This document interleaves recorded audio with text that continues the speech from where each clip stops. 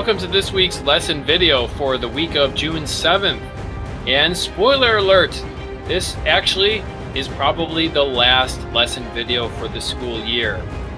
And we are continuing on the road to war, looking at the causes of the Civil War and the war itself. We're going to start by reviewing some of the causes from last week's lesson. Then we're going to be looking at the events of the 1850s that really blew the country apart. I have a short video on the causes of the Civil War, and then we'll finish with an awesome video on the war itself. I'm using this list of the causes of the Civil War, but I'll be bouncing around a little bit. I want to start with the abolitionists, because in my mind at least, it was the abolitionists who had the biggest effect on events leading up to the Civil War. These are people. They're people who are fighting to get rid of slavery. My favorite abolitionist up in the right-hand corner there, Frederick Douglass. It's hard to have favorites, though, because these are the good guys. Men, women, black, white, north, south. The abolitionists are fighting to end slavery. And in the beginning, it's important to understand, I think, that this was a nonviolent movement because it had its base in religion, and in particularly Christianity, which most people in America were Christians during this time period. And if you're familiar at all with Christianity or the Bible, a big part of that religion is nonviolence. And so the abolitionist movement for many years was really just trying to influence people. It was trying to give publicity to their cause with books and newspapers. Abolitionists traveled the country making speeches, trying to pressure the government to act against slavery. And there was an element of the abolitionist movement which was also helping slaves escape to freedom on the famous Underground Railroad in the 1800s. Frederick Douglass himself, when he moved to Rochester, oftentimes he described how he would wake up in the morning and find a handful of escaped slaves who had made their way from the South across the Mason-Dixon line up into New York State. And there they were sitting on his porch, and he would help them get up to Canada to freedom. So it's a nonviolent movement in the beginning, which is just trying to persuade people that slavery is wrong, which is going to work in the North. But as you can imagine, it's not going to be very effective in the South. And ultimately, it's going to take more than peaceful protests to end slavery. But what the abolitionists are really doing here is they are forcing people to take sides at a time in American history when the country is becoming more and more divided among different viewpoints, and especially divided between Northerners and Southerners who can't seem to get along. And there's a term for this. It's called sectionalism. It refers to the splitting of America apart, not literally, not on a map, but the splitting apart of America over this issue of slavery in the 1830s. Northerners and Southerners, more and more, had different ways of life and different ways of looking at the world. And in the middle of this, we have the Mexican-American War. So the events of our last unit, Westward Expansion, Americans Move West, they're happening at the same time as these events. And when the Mexican-American War breaks out, a congressperson from the North proposes this law, this Wilmot Proviso in 1846. That said, look, if we win this war with Mexico and we get all that land out west that we want, it should be free territory. Slavery should be illegal in that land. Now, this law did not pass, but the importance of the law is that from this point on, if not even before this, the Southerners start to become very suspicious of the North. They start to feel like there's a conspiracy against them. They do not trust the Northerners, and they feel that eventually the Northerners are going to force them to get rid of all of their slaves. But they do compromise with the North. We saw this last week with the Compromise of 1850. Once we win the Mexican-American War, there's this disagreement over California, whether California should be free or slave. even though it's below the Missouri Compromise line. And the compromise is California becomes a free state, which means that the Southerners are now outnumbered in the U.S. Senate, but the Southerners get the Fugitive Slave Act, and they get the possibility of more slave states in the Utah Territory and the New Mexico Territory from the Mexican Cession. But probably the most important, in my mind, the most important part of the Compromise of 1850 is this Fugitive Slave Act, which completely backfires. It's a law that the South wants, but all it's really going to do is lead to widespread protest in the North, and it's going to force more Northerners to support the abolitionists. Now, here's one cause of the Civil War that I want to sort of debunk, because I've actually heard this used before in a way that I don't think is appropriate or correct. There are people who will try to tell you that the Civil War was not about slavery, that the Civil War was really about states' rights. And to a degree, I guess this is true. But if someone tries to tell you that, you got to be suspicious, because I think that argument is trying to avoid the topic of slavery. Listen, Southerners wanted their rights. Southerners felt they had the power to override the federal government if they didn't like what the national government was doing. But the reason why they were willing to go to war over states' rights was because the right that they wanted was the right to own slaves. So now we're going to move into events of the 1850s. Uncle Tom's Cabin, we talked about last week, this famous book by Harriet Beecher Stowe, which again just fed fuel to the fire. It just made people more angry in the North when they read about the horror of slavery in this best-selling novel. But what really touches things off, really sets the fire that's going to lead to war, is something called the Kansas-Nebraska Act. Now, this is probably the dumbest law in American history, proposed by a Northern senator, Senator Stephen Douglas. So here's how this law basically worked. Let's stick a bunch of abolitionists and slave owners out in the middle of nowhere and see what happens. Yeah, that's what the Kansas-Nebraska Act did.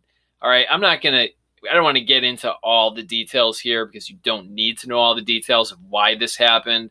But he proposed this law which said, okay, we already took this territory here from the Mexican Cession and said we'll just let the people decide about slavery. So we've already basically gotten rid of the Missouri Compromise line.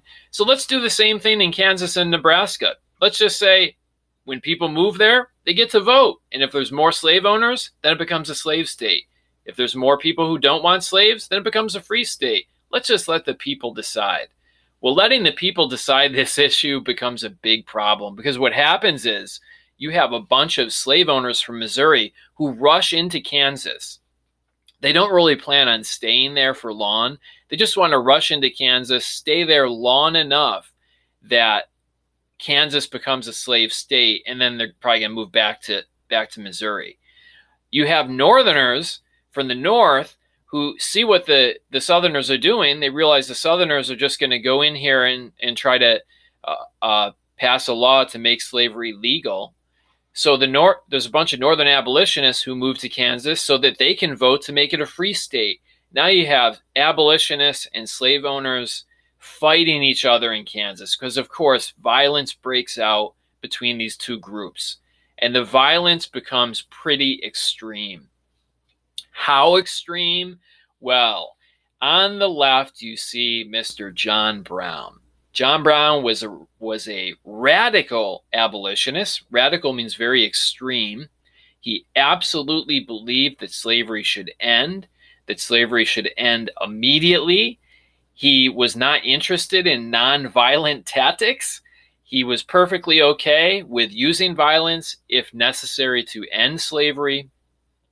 And he brings some of his sons to Kansas with him, and he wages war on slave owners. And the most famous incident is John Brown and his men enter a slavery settlement where some slave owners had built some cabins, And in the middle of the night, they drag a few slave owners out of their cabins and they literally hack them to pieces with swords. Oh my gosh, this is getting crazy, right? It's really, Bleeding Kansas is really a mini civil war that breaks out in Kansas, about 5 years before the actual war in the nation happens. So it's a war before the war.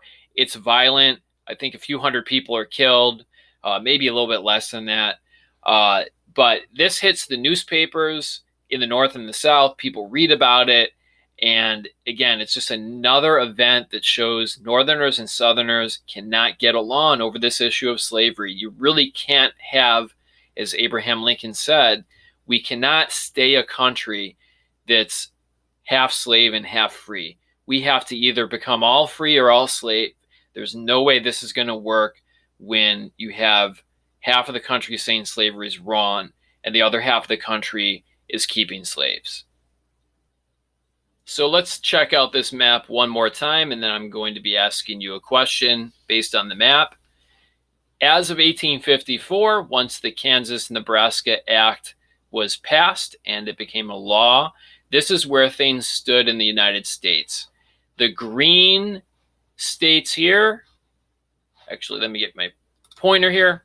The green states here were free states where slavery was illegal, including California, thanks to the Compromise of 1850.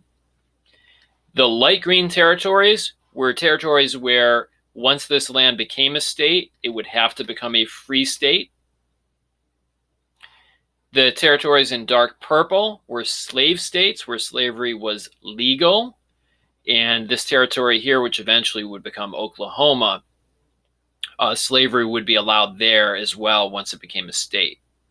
But in this large sort of white or cream colored territory here, this, of course, is from the Mexican Cession.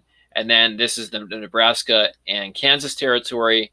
That would be what we call popular sovereignty. The people of that territory would decide for themselves. And we can see that in the key or the legend down here, that the slavery decision, the decision whether or not to have slaves or not, would be left to the people of that territory.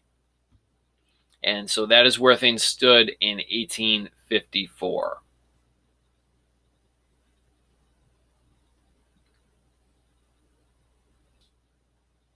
In 1857, the Supreme Court steps in and they make a decision that's going to affect this map. It is called the Dred Scott decision, or the Dred Scott case. Mr. Dred Scott, the man that you see on the right, was a slave who had been brought into free territory in the North for a short period of time by his owner. Then his owner moved back to the South, and Dred Scott sued his owner. He sued for freedom, saying that since he had been brought into free territory, at that point he had become free and should be a free man. Now, this has got to be one of the worst, probably in the top 2 worst Supreme Court decisions ever made, because unfortunately at the time, most of the judges on the Supreme Court were from the South. So it's not surprising how they decided this case.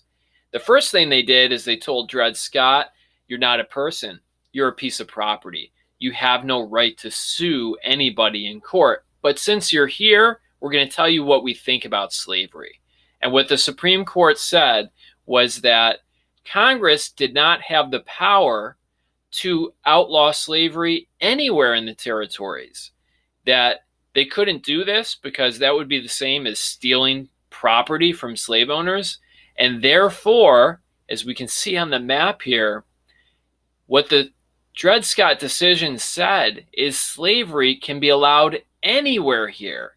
And potentially, possibly, by saying that you can't take away a slave owner's property, well, that means that if a slave owner moves into California or moves into Iowa or moves into Illinois or even New York, you can't take his property away.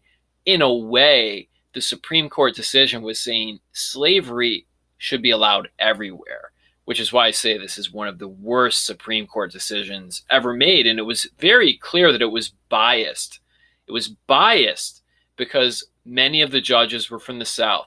They weren't making their decision based on the facts or the Constitution so much as from their own point of view about slavery. So check this map out, and then I am going to ask you a question about this Dred Scott decision.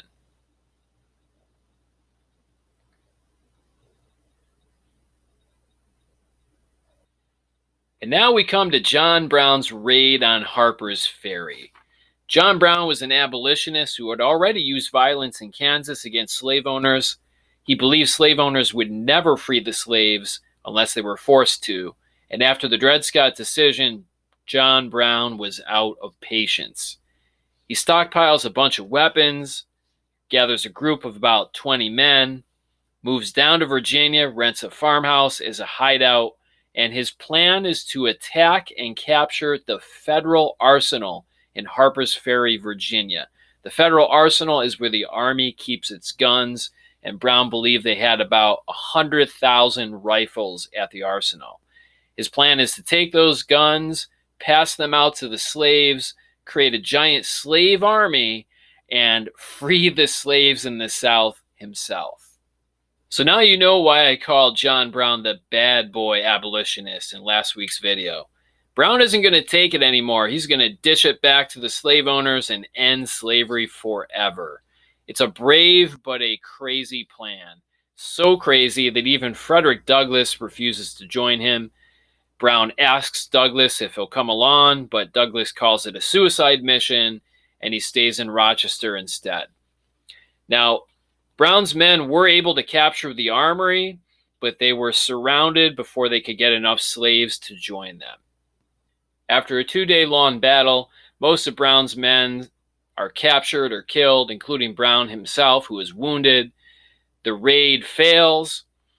Brown's men who survive and himself are put on trial, and they are executed for treason against the state of Virginia. I want you to check out this painting while I tell you my thoughts on John Brown. This painting is a wall mural that's painted on the wall inside the Kansas State Capitol building.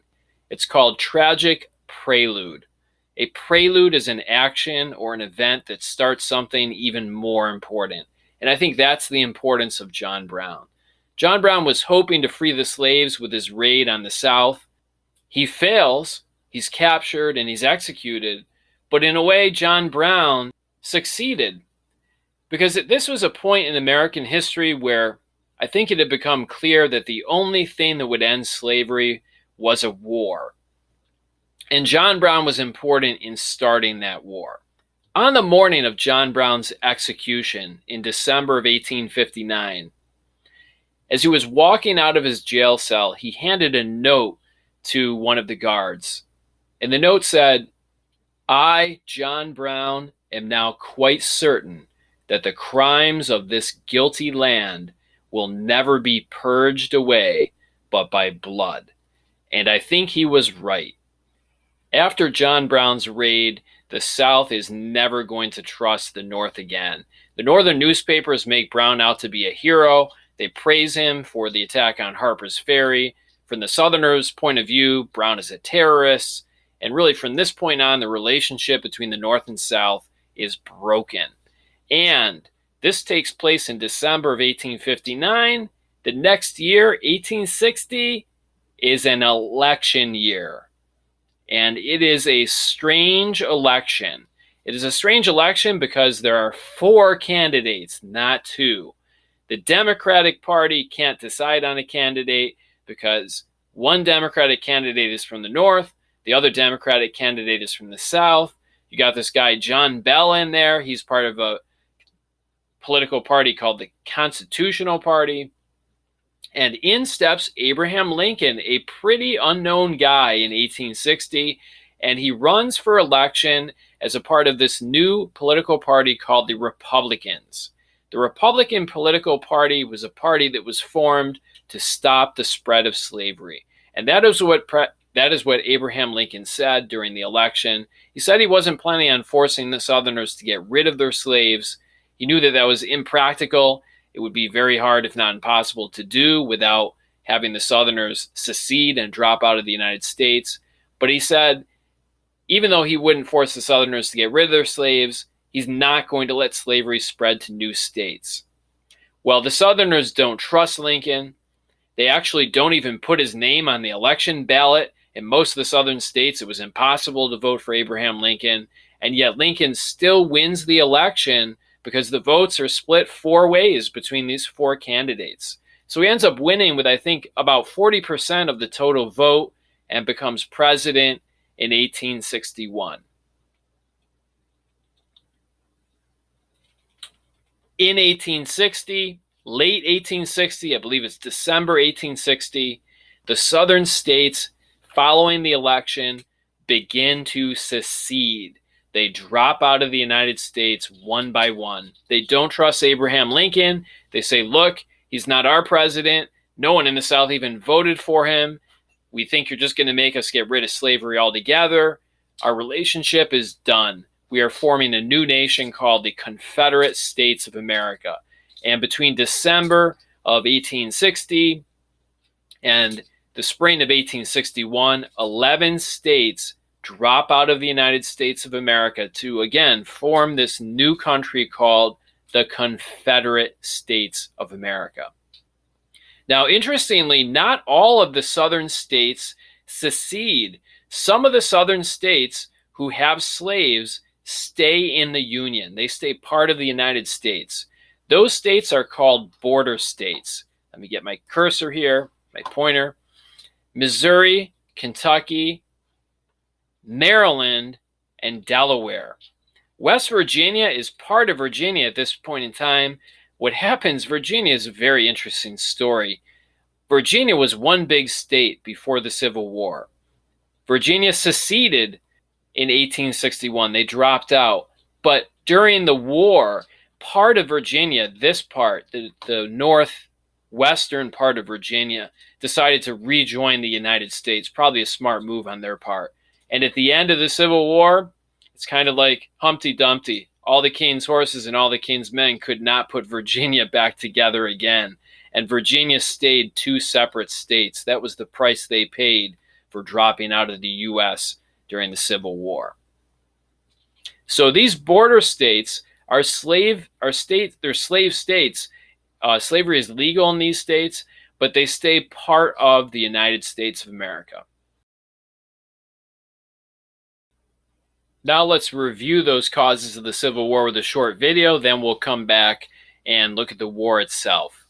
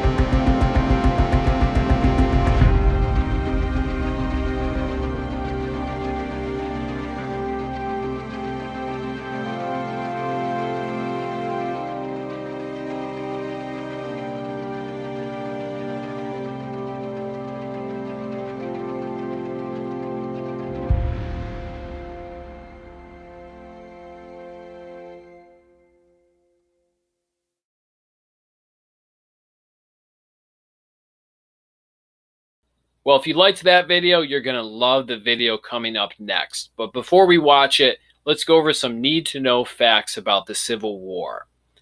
First of all, the war begins in Fort Sumter, South Carolina. When the South seceded, when they dropped out of the United States, the North did not recognize that. President Lincoln said, you can't do that. You know, you can say that you've dropped out, but you're really part of the United States.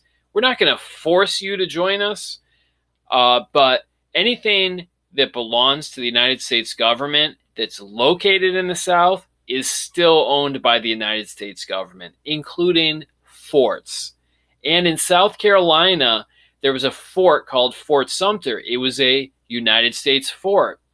The fort was located out in the harbor. It was manned by Northern troops, and that fort was surrounded by the Confederate Army, by the South. And the men in the fort refused to surrender, and the South opened fire on that fort. And it was those shots at Fort Sumter, South Carolina, that opened the war. Interestingly enough, at that battle, not a single person was killed. It was a bloodless beginning to the bloodiest war in American history. And that war would end up lasting over 4 years.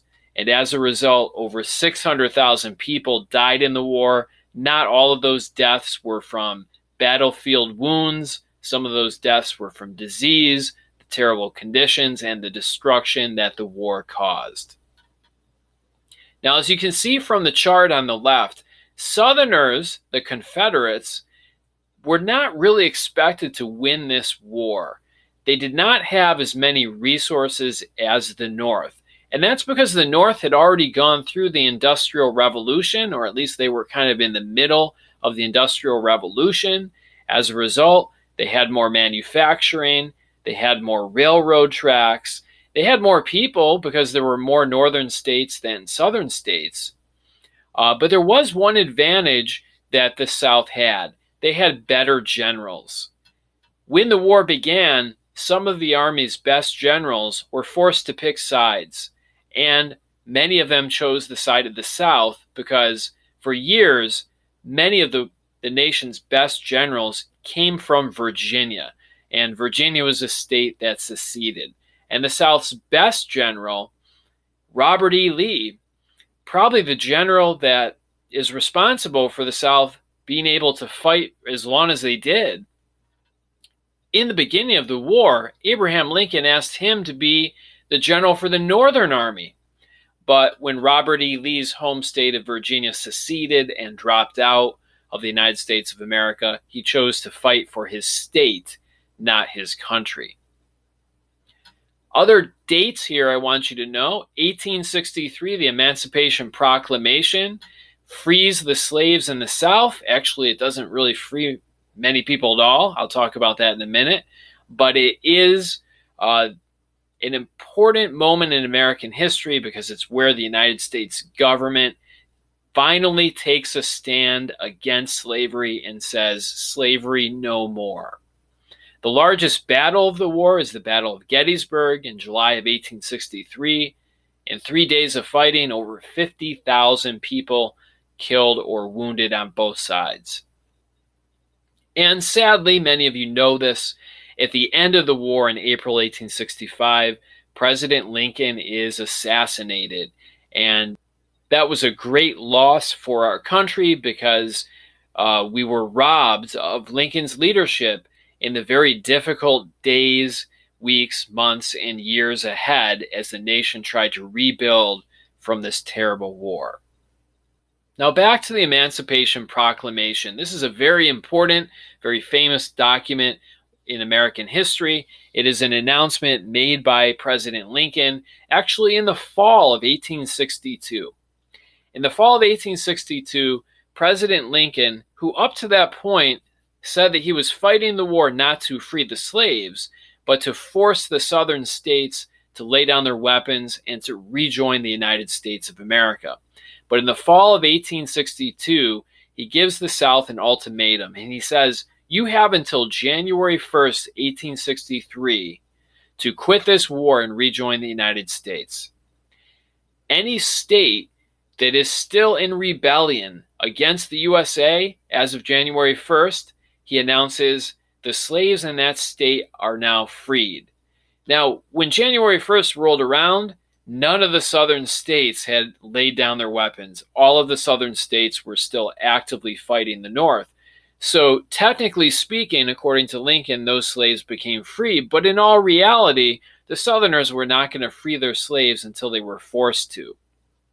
So the Emancipation Proclamation frees the slaves on paper, but the North still needs to fight its way into the South to free those slaves in person. That doesn't mean that this isn't important. You do need to know, you should know, as an American citizen, this important moment in January of 1863, again, when our nation's government takes a stand against slavery and says slavery no more. But unfortunately, it took a couple more years of fighting before the slaves were actually freed. We're going to finish here with an awesome video on the war itself. I want to give some credit to this organization, the American Battlefield Trust. This is a picture of their website. You can check their website. They have awesome resources on the American Revolution, the War of 1812, the Civil War. Just really a fantastic website and educational resource. So check them out.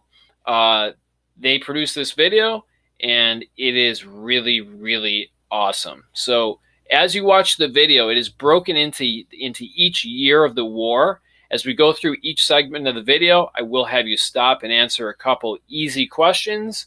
And then at the end of the video, that will be it for this week's lesson.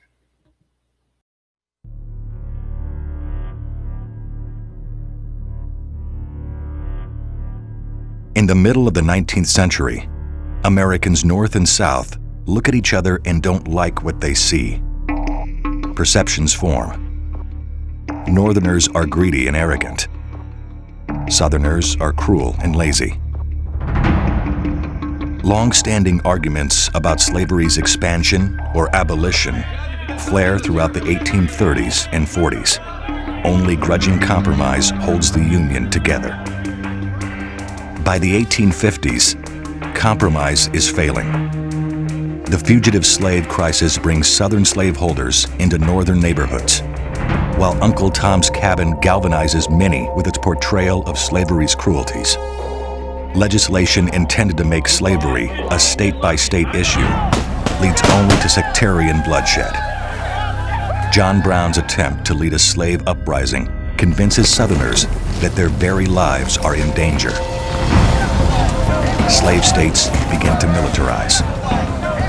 Two men born in the same state, scarcely 120 miles apart, see it all unfold. Abraham Lincoln is a prairie lawyer turned politician, self-taught but of towering intellect, a wrestler, a storyteller. He is deeply opposed to slavery, but recognizes that the nation's feelings are not yet in line with his own.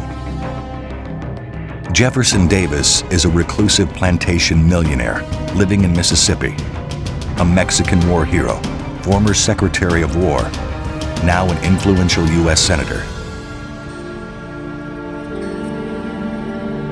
When Lincoln wins the 1860 presidential election, Southerners rightly suspect that he plans to abolish or limit slavery. One by one, slave states secede from the Union. Together, they form the Confederate States of America and appoint Jefferson Davis as president. The growing divisions have become very real.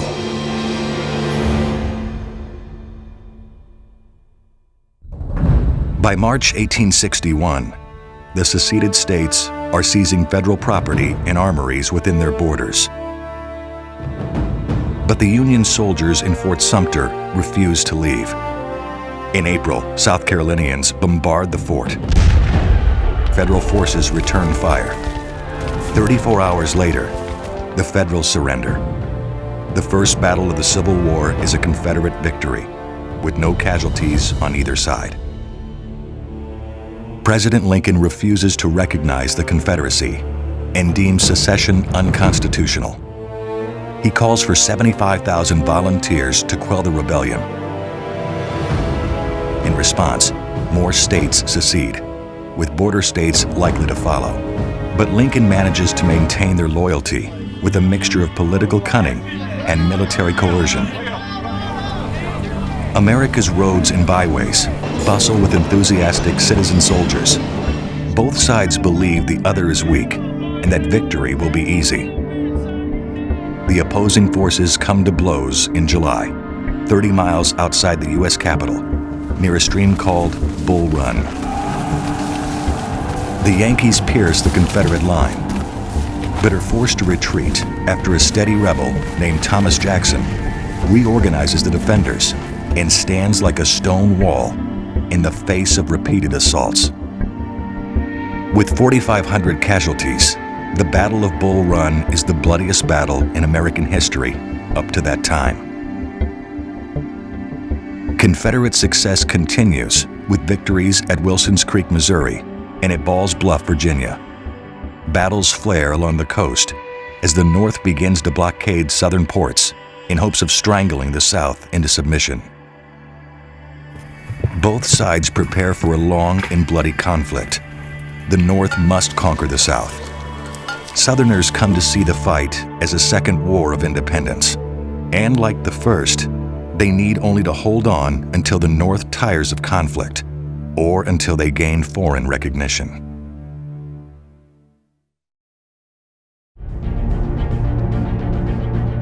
"1862 opens with Union victories in the West. Mill Springs, Fort Henry, Fort Donelson, Pea Ridge, the fall of Nashville. Up-and-coming General Ulysses S. Grant tells the Confederates at Fort Donelson that no terms except an unconditional and immediate surrender can be accepted. U.S. Grant will be known as Unconditional Surrender Grant for the rest of his life. Grant moves further south, but is attacked by General Albert Sidney Johnston at Shiloh. The Confederates win the first day, but Johnston is mortally wounded, and the advance stalls as the Federals reorganize along the banks of the Tennessee River. Grant launches an assault of equal ferocity the next day and drives the Confederates from the field. 23,700 men fall in 2 days of action. Union success continues in the Western Territories as Confederate dreams of capturing Southern California are dashed.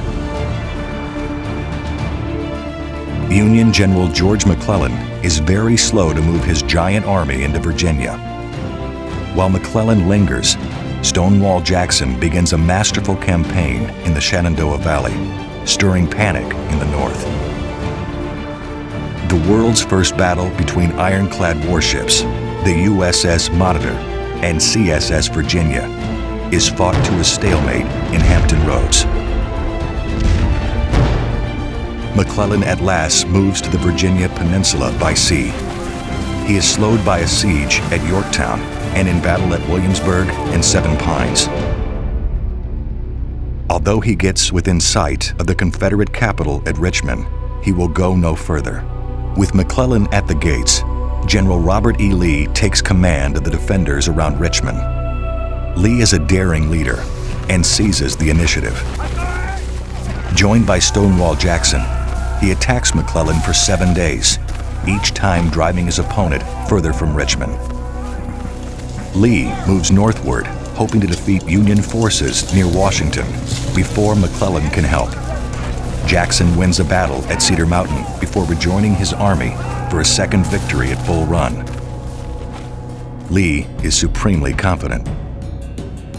To further demoralize the North, Lee invades Northern Territory, but a copy of his marching orders is found by Union soldiers.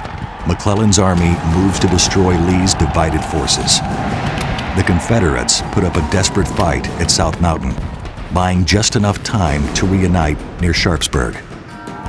McClellan attacks before dawn on September 17th. The fight rages all day and leaves no clear victor. Lee suffers heavy losses, but escapes with his army intact. McClellan will be replaced by General Ambrose Burnside. 23,000 American casualties, more than D-Day, Pearl Harbor, or 9/11. Antietam remains America's bloodiest day. The North declares a victory, and President Lincoln forecasts the Emancipation Proclamation. On January 1st, 1863, all slaves in areas under rebellion will be free.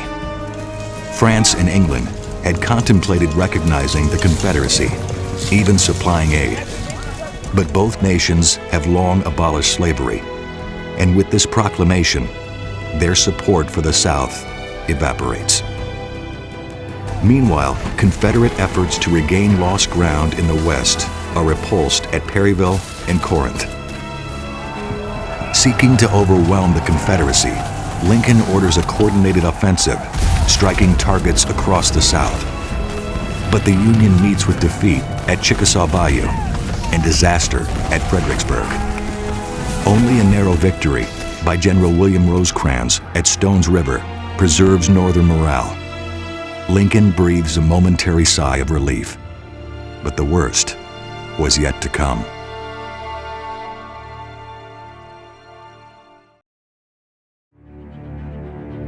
January 1st, 1863, the day of Jubilee. The Emancipation Proclamation goes into effect. Black men are now allowed to enlist in the Union Army. Black recruits fill the ranks, knowing that military victories will be the only assurance of freedom. Lincoln turns his sights to Vicksburg, the last major Confederate stronghold on the Mississippi River. Vicksburg is the key, declares Lincoln. The war can never be brought to a close until that key is in our pocket.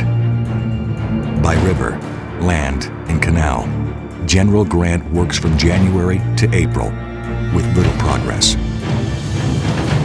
Union forces in the East are in disarray. After the bloodbath at Fredericksburg, Lincoln dismisses General Burnside and promotes General Joe Hooker, a hard fighter who pledges no mercy for Robert E. Lee. Hooker crosses the Rappahannock River to outflank Lee near Chancellorsville. Lee strikes back with great fury. Stunned by Lee's aggression, Hooker retreats back across the river after 5 days of savage fighting. In the heat of battle, Stonewall Jackson is mortally wounded by his own men. It is Lee's greatest victory, but he is left in mourning by the death of his most trusted lieutenant. With 30,000 casualties, Chancellorsville is the bloodiest of all American battles up to that time. At the same time, Grant strikes towards Vicksburg. Over the course of 17 days, he wins 5 battles across Mississippi and forces the Confederates to retreat into the river fortress. After failed attacks, Grant lays siege, cutting off their supplies. In June, General Lee invades Pennsylvania. President Lincoln unceremoniously dismisses Hooker and places General George Gordon Meade in command of the Army of the Potomac. On July 1st, 1863, a battle begins between Lee and Meade at Gettysburg. Soldiers pour in for the next 2 days as fighting intensifies. Confederates win on the first day, but Meade's men hold their ground on the second. On the third, Lee launches a grand attack known as Pickett's Charge. That attack fails. Gettysburg is the bloodiest of all American battles. The Union victory sends Lee and his army back to Virginia, weakened but intact. Just as Lee retreats, the Confederates at Vicksburg succumb to 47 days of siege.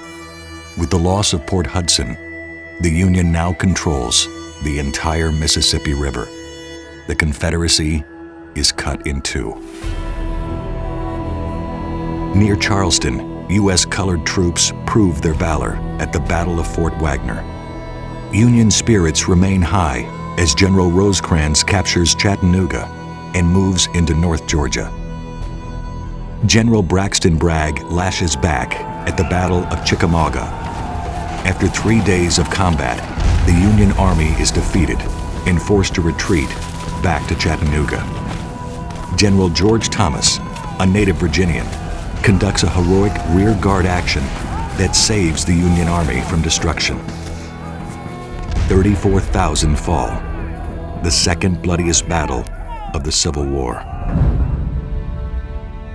Bragg holds Rosecrans at Chattanooga and awaits his surrender, while President Lincoln visits Gettysburg and delivers the Gettysburg Address, telling the gathered mourners to hear highly resolve that these dead shall not have died in vain, that this nation shall have a new birth of freedom, and that government of the people, by the people, for the people, shall not perish from the earth. Lincoln also sends Grant to the beleaguered city of Chattanooga. Grant quickly opens up a cracker line to feed his men.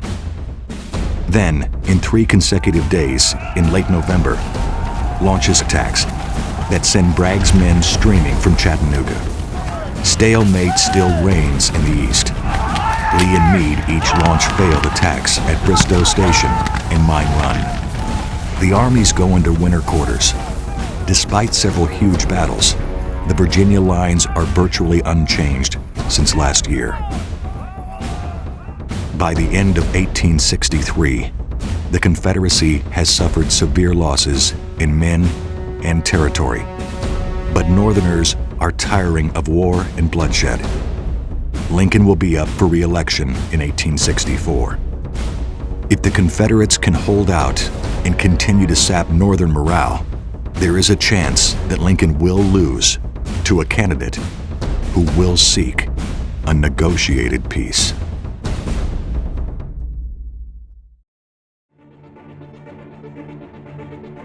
The grim war continues. Abraham Lincoln promotes Grant to General-in-Chief of all Union armies. With more than 1 million soldiers under his command, Grant plans a massive offensive to bring the Confederacy to its knees. Grant's armies move simultaneously on 5 fronts, hoping that the South cannot parry all his thrusts. Attacks on the Red River, in the Shenandoah Valley, and south of Richmond are all blunted by smaller Southern forces. In early May, Grant's largest armies launch colossal campaigns aimed at Richmond and Atlanta. Grant stays east and finds Lee's army the toughest opponent he has faced. Lee draws Grant into battle in the wilderness, where Grant's greater firepower is rendered meaningless in the tangled thickets. Lee's veterans attack and defend with ferocity, as 2 days of fighting produce some 30,000 casualties, with no real result. On the first day of fighting, Grant smokes 20 cigars, whittles a pair of gloves to shreds, and weeps in the evening. The battle is a stalemate, but Grant doggedly continues on towards Richmond. Union soldiers cheer and gain great confidence in their general. But General Lee moves faster and beats Union forces to the crossroads at Spotsylvania, where the armies engage for 2 full weeks. The battle climaxes at the Muleshoe, where Yankees and rebels fight on either side of the same earthwork for 18 hours. The Union men fall back. Another 30,000 men are killed, wounded, or captured. Grant keeps moving south, crashing across the North Anna River and swinging down to Cold Harbor. Eager to smash Lee's army, he launches a huge frontal assault that is decimated by Lee's fortified veterans. A bloodbath even more lopsided than the Battle of Fredericksburg 18 months earlier. The Northern public is stunned. In the West, Sherman moves upon Johnston's army, and in ferocious fighting at Rocky Face Ridge and Resaca, continues toward Atlanta. Johnston blunts Sherman's attacks at New Hope Church and at Kennesaw Mountain, but the larger Union armies continue to outflank the Confederates. Meanwhile, Grant crosses the James River and moves on Petersburg, through which the railroad lines into Richmond and all of the capital's supplies pass. Without Petersburg, Richmond must fall. Union soldiers reach Petersburg and heavily outnumber Confederate defenders under General Beauregard. But Southern tenacity and Union timidity allow time for Lee to reach Petersburg with his army. Grant begins to cut off Petersburg's rail lines and besieges the city. Jefferson Davis places John Bell Hood in command at Atlanta. Hood launches a counteroffensive in July, but in desperate fighting at Peachtree Creek and east of Atlanta, fails to drive Sherman away from the city.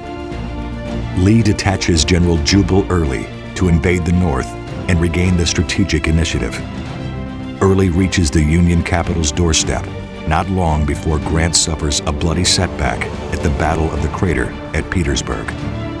With Richmond and Atlanta still standing, and Confederate raids raising alarms across the North, Lincoln expects to be voted out of office. At this pivotal time, the North scores military victories that ensure Lincoln's re-election. Union soldiers and sailors capture Mobile Bay, followed by Sherman's capture of Atlanta. Confederates also lose key positions south of Richmond, while Early's rebels are pushed away from Washington and dealt crushing defeats at 3rd Winchester and Cedar Creek. Although Petersburg and Richmond remain defiant, the Northern public expresses their confidence in the war effort and re-elects Lincoln in a landslide. With Atlanta secure, Sherman begins his march to the sea, burning and pillaging his way across Georgia. General Hood strikes off for Nashville, hoping to draw Sherman into a pursuit. Sherman continues his march, trusting General Thomas, the Rock of Chickamauga, to deal with Hood. Thomas comes through and all but destroys the ragged Confederate army at the battles of Franklin and Nashville in November and December. Sherman captures the seaport of Savannah, Georgia in late December, bringing his march to a close. At year's end, the Confederacy has little hope of a negotiated peace. Union soldiers are able to march at will through the Deep South. The blockade is almost complete. Although Virginia still stands, the end is in sight.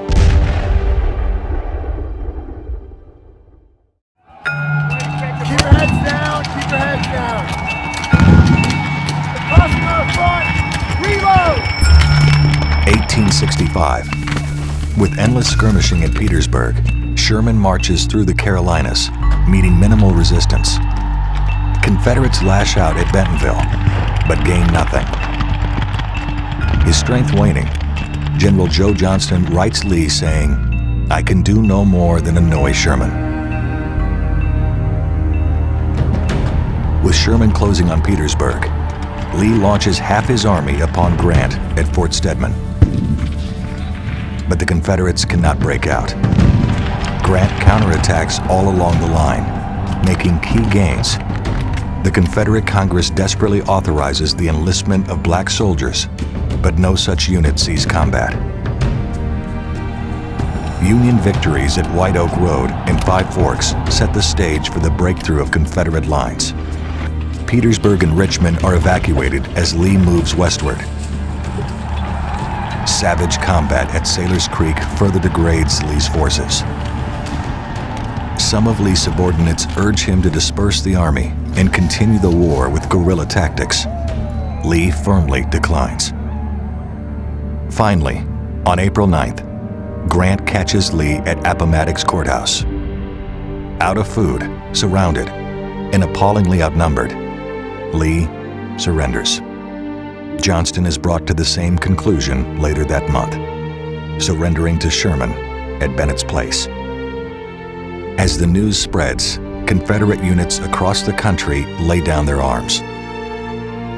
Amidst these surrenders, tragedy strikes. President Lincoln is assassinated by John Wilkes Booth, a famous actor and Southern sympathizer.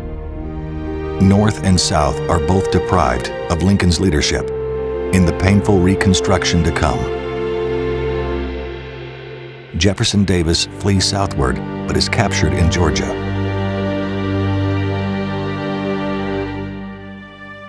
"4 years, 10,000 engagements. At last, the carnage is over. 620,000 dead, 2% of the American population at that time. Today, 2% would equal more than 6.5 million Americans gone.